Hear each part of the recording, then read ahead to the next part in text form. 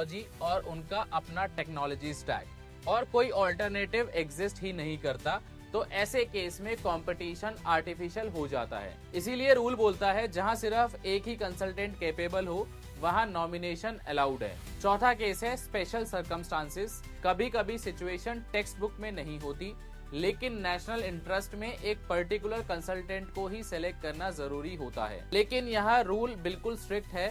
Full justification file में record होगी, competent authority का अप्रूवल होगा और डिसीजन डॉक्यूमेंटेड होगा। यानी कि कोई ओरल अप्रूवल नहीं, कोई इनफॉर्मल इंस्ट्रक्शन नहीं, सब कुछ फाइल पर होगा और यहीं पर रूल और ज्यादा स्ट्रॉन्ग हो जाता है। सिंगल सोर्स सिलेक्शन का मतलब ये नहीं कि प्राइस जो बोला वो मान लिया जाए।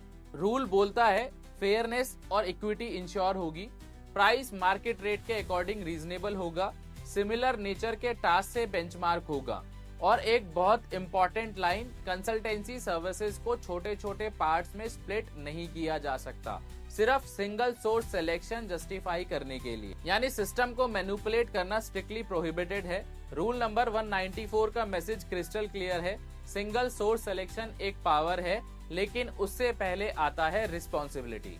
ये रूल सिस्टम के लिए है, स्पीड के लिए है और नेशनल इंटरेस्ट के लिए है, ना कि कन्वेंस के लिए, फेवरेटिज्म के लिए और ना ही किसी शॉर्टकट के लिए। क्योंकि जब डिसीजन कंपटीशन के बिना होता है तो डॉक्यूमेंटेशन और जस्टिफिकेशन डबल स्ट्रॉन्ग होना चाहिए। यही है जीएफआर रूल नंबर 194। एक्सेप्शन के लिए बना रूल, पर डिसिप्लिन के साथ, ट्रांसपेरेंसी के साथ और अकाउंटेबिलिटी के साथ। गवर्नमेंट का पैसा है और पैसा सिर्फ सिस्टम से ही चलेगा।